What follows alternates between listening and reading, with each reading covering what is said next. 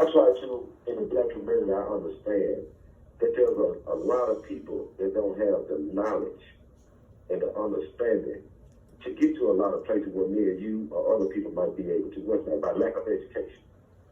So it takes young black men and women in the neighborhood to become teachers.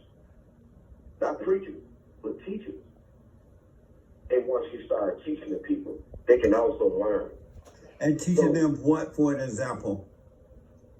Teaching them what, for an example? Yeah. Okay, a lot of people just don't know that, like you said on your show, you don't have to be anyone for anything. Only thing you had to do, if you have a family, sit down with your family. Come up with some good ideas. See what's the next move going to be for the family. Let's see who's going to be the babysitter, who's going to keep the kids for the family. Let's see who's going to get out and do the work for the family. Let's see who's going to do the cooking for the family. Let's see who's going to do the cleaning for the family. I think we as a people should break off into families. Like you said, individuality. Yeah. Instead of individuality, you should be held accountable for your family lineage. And not the government. Not the government. But the Southern, if I remember correctly, the Southern Poverty Law Center is not for blacks being individuals and free, unless they've changed. Yes, well, I'm going to have to correct you on that. I was in the wrong, and it's not that they don't want black people to be free and not depend on the government. It's more of upliftment. And if we can uplift enough black people in the neighborhood, I think by uplifting more people, we can help other people up instead of putting them down. See, I'm in the business of helping people up and not putting them down. I understand what black people, I understand what you're saying about slavery and all this, and how long it was ago and this and that. But it did happen. It is the past. The past is not coming back. It's not. Right. But it did happen. But so by that happening, we have to understand, I'm from Mississippi, you from Alabama, right? Yes. We very well understand how it is to be a black man. It is a lot of foolishness and a lot of stuff that has went on with our people. But we do have to understand the number one thing that we haven't talked about, and I don't hear anybody talking about, is the worst thing that ever happened to people. It wasn't slavery. So what it was? It was crack cocaine. See, before the time that you talk about, and then I talk about it going back to, there was a time before crack cocaine. It wasn't a time before slavery.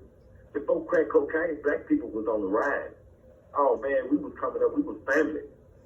And you know why that was, is that not because of crack cocaine, it was because of, during those days, the good old days, black people were not angry. They were not into color. They were not angry. And if blacks were to overcome the anger, if they forgive their mothers and they forgive their grandmothers and their fathers for not being there to guide them, if they were to do that, then the crack cocaine wouldn't be an issue. Because if you didn't have anger and someone put crack cocaine on your desk, if you don't have anger, you have no conflict, and so there will be no reason to take cocaine. But it's the anger that's holding the blacks back today. Well, I'm gonna tell you on this. What do you think about that first? The anger. Well, I understand what you're talking about the issue with the mothers and what's that. Because I'm gonna show you what happened. I'm gonna explain to you what happened to me coming out there. Okay.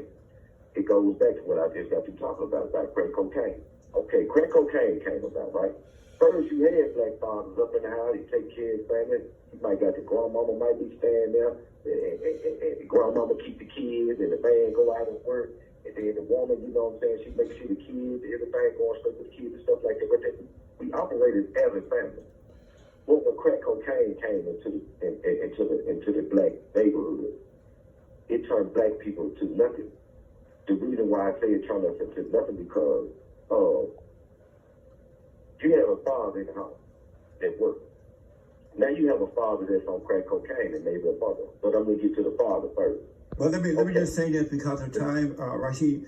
If what you might not understand is that prior to the blacks becoming drug addicts, they had love in their heart. They didn't have hate. That's right. That's correct. They didn't blame white people. They knew that there were decent white people and bad white people, decent black people and bad black people. And so they didn't have the anger.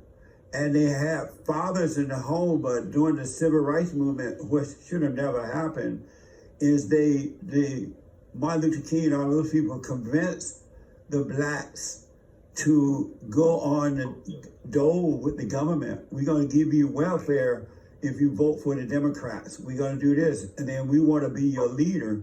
And so some of the blacks, I understand you on that. Yeah, I understand. Some of the blacks agreed to that, and when they agreed to the welfare check, the father left the home, and that's when. And some of them were high. Yeah. But let me just say this first. Let me say this real fast. And so they agreed to let the so-called black people be their leaders, and then they agreed to the government check. And at that point is when they start to lose themselves as individuals. And so they developed conflict from that. They became angry. And so when they started selling drugs, it was easy to sell the drugs to the blacks because the black was already angry. Right. But that's what I'm trying to tell you now. I understand what you're saying, but to coincide the two started, crack is what started that. No, the civil rights movement. The civil rights movement started that. So the crack did not start that because they only got on crack. They only got on crack later on in the years after the father was gone. Right. In the 80s, right. You're right about that. Right. You're right about that. Yeah. Right. So now, as far as the black man in the home and being angry with the mother, yeah. You know why? Because those same fathers that was in the house and being a father to kids, to take kids, keeps doing that. When he got on drugs, he left. He didn't leave the home. He didn't leave his family. Mama had to get him out of there. Because if everything on the walls and everything in the house would be gone because of the crack cocaine that he was smoking. But that came later in the years that we both just agreed to. It really started. The civil rights era. Yeah, it really started downhill when the blacks went along with the socialist civil rights movement. But let me ask you this, because of time here. Okay. The SPLC, are they?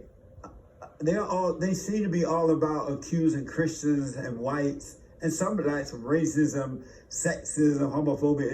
They're suing people,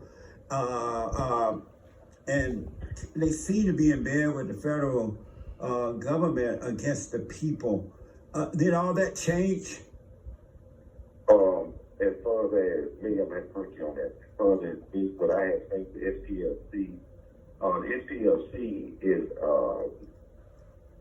is one of those components that we need in the black community. Well, what I'm asking you, did that all before? And I'm gonna let you respond to that. But let me ask, did they change from all those things I just called out? Well, we're not against Christians and stuff like that right there. Why do they cry racism all the time? Well, because blacks are not suffering. Blacks are not suffering for racism because racism doesn't exist. Hey, you from Alabama, I'm from Mississippi. Man, we know a couple years back, man, it's just in the 80s, man, we did not start drinking out the same water fountain. So let us not pretend and play that there's no such thing as us and them. Now, all the racism thing. When you say us and them, who are you referring to? It comes from that. I agree that we need to refrain from, hey, man, give us this. What do you think as a person? You have a platform. What do you think should be our move going forward? That the blacks need to return to God. Black people don't believe in God anymore, and they don't know. And because of that, They don't know that our battle is a spiritual battle. It's a warfare between. It's a warfare between. It's a black church on every corner. Right, but it's a black church on every corner. It doesn't mean. Let me just finish this part. Hold on, with me, yes. I want to just respond to that question. The blacks don't know that our battle is a spiritual battle. They used to know that it's a battle between good and evil. It has nothing to do with color. It has nothing to do with isms. There is no such thing as racism. It's either good or evil, right or wrong. And they used to know that, but they believed into the lie about racism. Racism is made up by the so-called civil rights leaders and the liberals and all them who want to control blacks. They don't want you to remember that it's a spiritual battle, because if you did, you will overcome and they can't control you anymore. Right.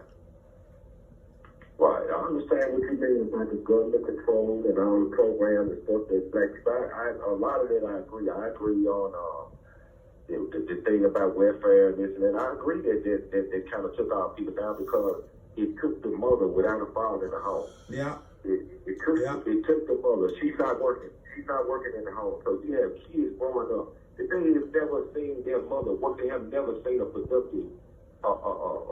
She can't have a husband in the home because you're on welfare. Get a husband in the house. Hey, all this free stuff that you get, free home, free utility, free food, free Medicare for the kids. Hey, it's over with. Now y'all got to start paying for everything. And now the black down like they're depending on the government. How could you come up and just say that we depend on the government now? Next month we got to start paying for everything. We can't do it. And now the black woman's so mean and out of it, even God can't deal with her because she hates men and she thinks she doesn't even need a man, and she's been educated, and now they're like, it's like dealing with the devil. Well, it is dealing with the devil. Rashid, thank you, man. Call me again, all right? I got to take a break. Back in a moment. 888-77-JESSE. Thank you, Rashid.